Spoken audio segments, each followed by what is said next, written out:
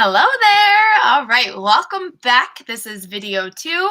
Hopefully in video 1, you read through the nutrition guide, you printed off your food labels or your food list, and you figured out which foods you will eat, would prepare, and you have those lists in front of you.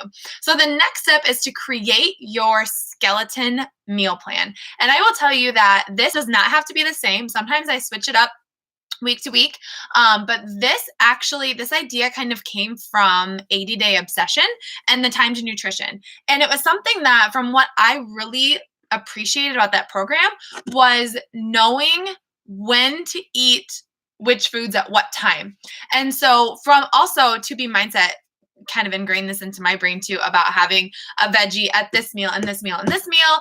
And so both of those kind of created this idea in my head of this skeleton meal plan.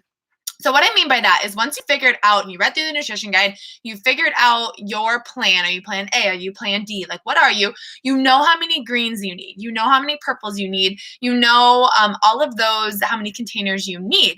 So based on that, rather than just saying, well, I need 4 veggies, so I'm going to eat 3 at lunch and 1 at supper, which I used to do that all the time. But then I found out that you really should spread those containers out throughout the day and consume a variety and a combination of them at each meal.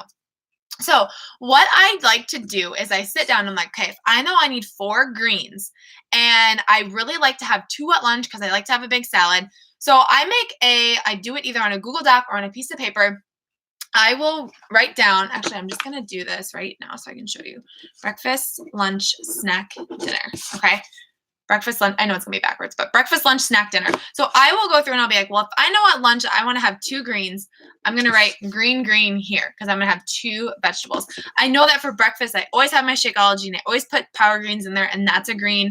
So I'm going to put a green up there for breakfast. And then snack, don't really need one, but for dinner, I definitely am going to have a green. So this is why I call it my skeleton, because I don't know which greens I want, but I know that I'm going to have a veggie at breakfast, 2 at lunch, and 1 at dinner. Okay. And then I go down to purples. I'm like, okay, well, I need fruit and I need 2 of them. So I look at my plan. I'm like, well, I could blend one up with my shake, or I could have half a banana on the side. So I'm going to put that I'm going to have a purple at breakfast. And then same thing. I'm like, oh, well, lunch, maybe a snack. How about a snack? I'm going to squeeze in a purple for my afternoon snack. All right. And then I do the reds. So I know that I have my Shakeology for breakfast. So I'm going to put down a red for breakfast, lunch, obviously. And by the way, the plan that I usually follow, I need 4 reds. So lunch is going to be a red.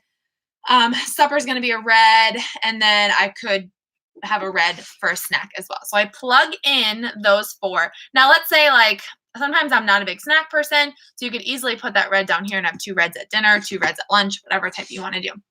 And then same thing with yellows. So 2 yellows. Where am I going to eat them at? Probably I like to have something at breakfast. I'd rather eat a bigger breakfast than a bigger dinner. And then I'll probably have a yellow at lunch as well. Now, that is what I call my skeleton. Now, there are teaspoons, there are blues and oranges, but for me, those are harder to put into my skeleton, depending on. If I'm going to have a salad at lunch, then I'm definitely going to have my orange. But if I'm going to have a salad at dinner, then I'm going to have my orange at supper time, okay? So I usually just put those down at the bottom based on what I'm going to do when I fill in my skeleton. So that is something that I really want to recommend you do, because then once you have the skeleton, then you can look at your foods list and you can say, okay, hey, I need a green here. What green can I make? And you just start plugging them in all the way.